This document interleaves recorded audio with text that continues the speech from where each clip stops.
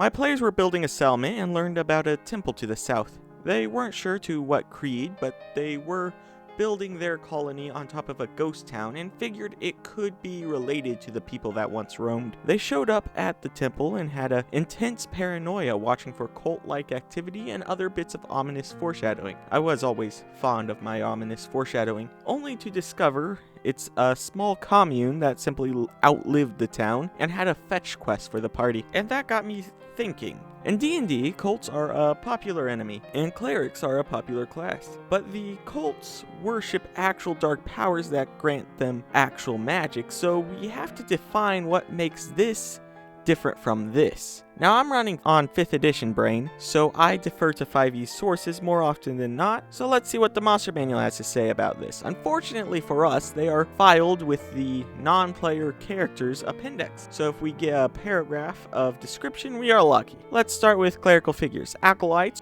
are junior members of clergy, not much else of note in the description, but they can hold any alignment. Priests have the general good description, but it also says, quote, evil priests might work openly under a tyrant, or they may be leaders of religious sects hidden in the shadows of good society, overseeing depraved rituals. Next, let's take a look at how cultists are described. Cultists swear allegiance to dark powers, blah blah blah, and, quote, unlike acolytes, cultists often show signs of insanity in their beliefs and practices. This is the only direct comparison between the two groups in official books as far as I am aware. Following that, in the cult fanatic stat block, it says something about they want personal power. So the core difference here is the presence of a god versus another powerful being, and signs of insanity. While I find the lack of a actual god to be the most intuitive answer to the question of what makes a cultist different from a cleric, this is polytheistic D&D. It's not entirely clear what the difference between an evil deity and an archdevil is beyond name. So I find myself dismissing that explanation. And it can't be a matter of good and evil because priests and acolytes can be any alignment. On the other hand, we have signs of insanity cited.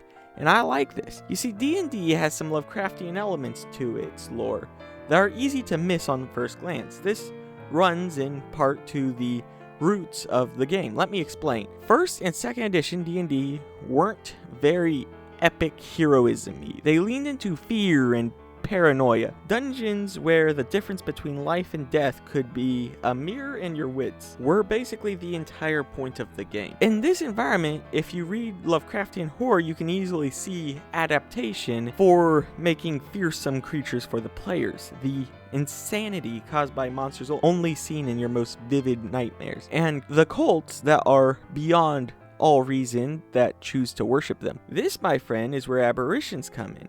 Alien monsters meant to drive fear into players, but you still need something you can defeat and a manner of building suspense up to the reveal of the big monster, which is why we have cults. The difference between a cult and a cleric isn't some creed, it isn't what they worship, it's literal insanity. It's the ability to stay sane in the witnessing of things beyond our comprehension. I figured I'd pull it out. Ravenloft, the book that's all ideas and no substance, actually has an entire 2 pages dedicated to cosmic horror, which is where the cults are most appropriate. And they bring up using Kuatoa, Krakens, Beholders, Aboliths, and some other monsters for the concepts of aberrations. It also tells you intentionally to be vague, which only really works if you already have the tone set. Check out this video.